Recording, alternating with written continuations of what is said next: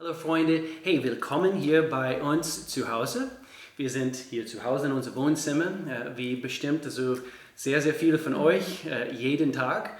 Einige von euch, ihr arbeitet vielleicht weiterhin normal, aber die meisten von uns, also wir sitzen also ziemlich fest zu Hause. Gott sei Dank, wir können immer noch raus in unsere Ecke hier, in diese Ecke von Deutschland. Und wir dachten heute für diesen Input, wir machen es also richtig praktisch, hoffentlich, also die Inputs bisher also sind praktisch anwendbar, also für euch, aber für uns zu Hause, Mel, wie gehen wir damit um? Coronavirus, es hat unser ganzes Leben beeinflusst und wir sind fast 24 Stunden zu Hause. Wie gehen wir damit um? Well, wir leben noch, Gott sei Dank, und wir versuchen einfach das normale Leben, wie es davor Coronavirus war, das beizubehalten.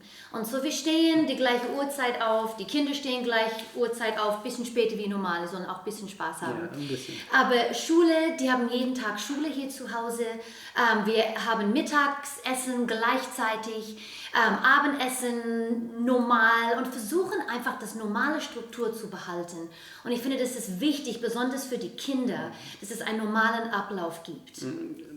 Und was ich ganz wichtig finde, ist dass es sind natürlich Lebensprinzipien, was ich hier jetzt erwähnen werde, aber dass wir regelmäßig rausgehen, wo wir das noch können, dass wir rausgehen, dass wir ins Wald, also dass wir körperliche Bewegung bekommen, dass wir uns wirklich fit halten und unser Immunsystem also auch natürlich also fit halten. Dass wir gesund essen, Vitamine nehmen, das haben wir schon seit Jahren gemacht, also regelmäßig Vitaminen und gesund essen. Ja. Sind einfach wichtige Bestandteile fürs normale Leben. Und doch unsere Kinder sind betroffen, also diejenigen von euch, also die Kinder haben, sie sind natürlich betroffen. Und so, wir wollten eben diesen Punkt hier kurz rangehen. Wie gehen wir damit um, dass wir unsere Kinder helfen durch diese Zeit? Wie leiten wir sie dadurch? Genau. Wir dürfen nicht vergessen, egal wie jung unsere Kinder sind oder wie alt unsere Kinder sind, es betrifft unsere Kinder auch. Und natürlich, die spüren, es ist anders, es läuft anders, was passiert in unserer Welt. Und es ist sehr wichtig, mit unseren Kindern darüber zu sprechen. Wir versuchen um unseren Esstisch fast bei jeder Mahlzeit, hey, wie geht's euch? Und habt ihr mit euren Freunden gesprochen? Und was sagen sie? Und wie geht ihr damit um? Und vermisst ihr eure Freunde? Ja, genau. Dass wir wirklich auch ihre Emotionen ansprechen. Und vielleicht ist es denen nicht mal bewusst, was sie durchgehen, warum vielleicht die ein bisschen down sind. Und dann können wir das mit unseren Kindern durchsprechen.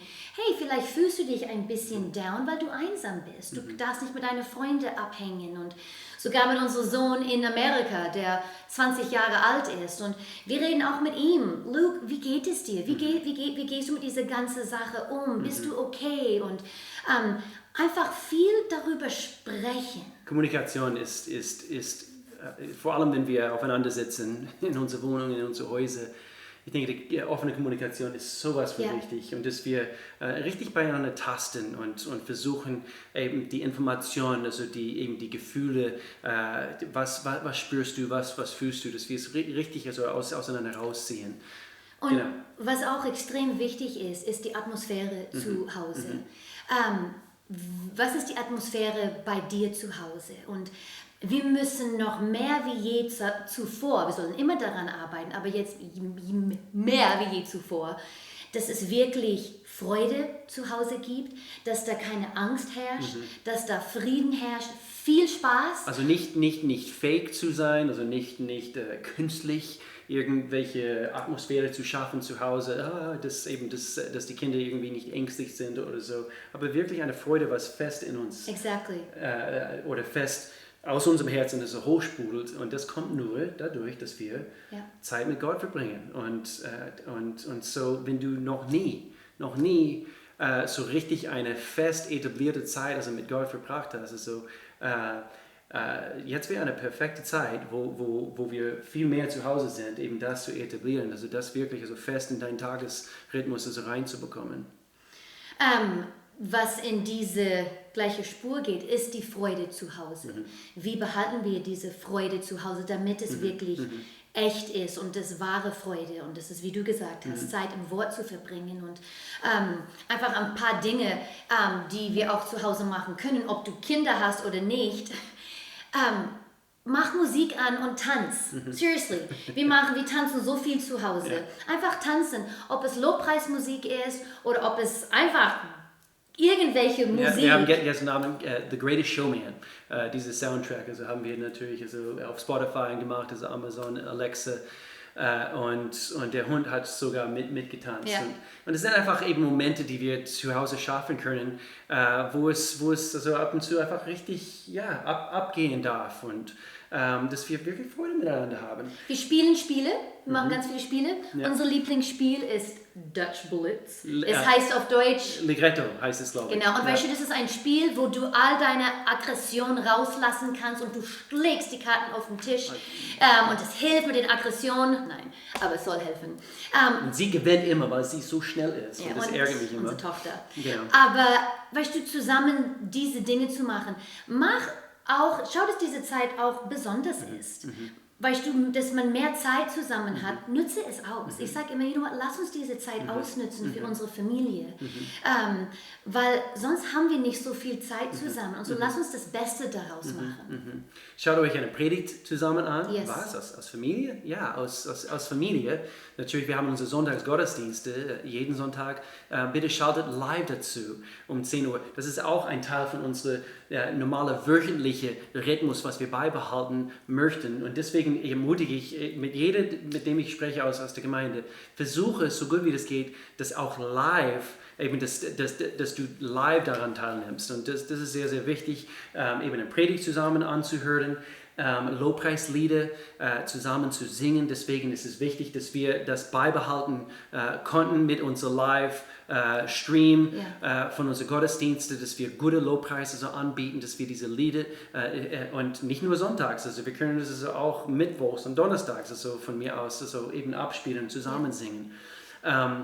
Freude konzentriert sich auf das, was beständig ist. Und Gott ist beständig und er ist ständig gut. Und so Freude konzentriert sich auf etwas, was beständig ist, vor allem jetzt in einer Zeit, wo alles so unsicher ist. Und ich denke, das ist das, was uns am meisten beschäftigt momentan. Wo gibt es irgendwelche Sicherheiten? Gott ist beständig. Und so wir tun unseren Fokus auf ihn in diese Zeit. Und was da mitgeht, ist einfach, dass wir einander ermutigen. Zu Hause, wenn wir mit unseren Freunden sprechen, mit unserer Familie. Weil da ist dieser extra Stress, da ist dieser extra Druck und dass wir versuchen, einander ständig zu ermutigen, wie toll du bist, wie toll du das machst. Und Mann, siehst du aber gut aus heute. Einfach einander ermutigen, wir bauen einander auf. Ja.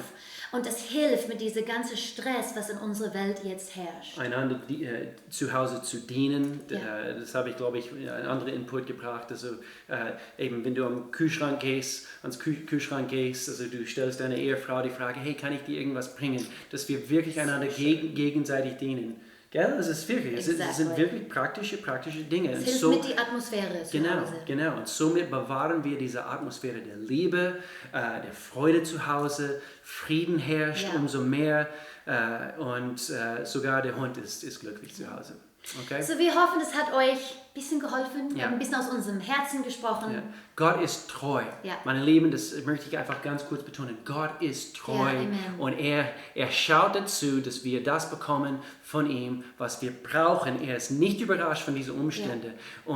Und wir werden in ein paar Monaten zurückblicken und wir werden deutlich erkennen können, wie er uns durchgetragen hat. Ja. Aus Gemeinde und auch aus Familien zusammen. Ja. Wir haben euch lieb. So lieb.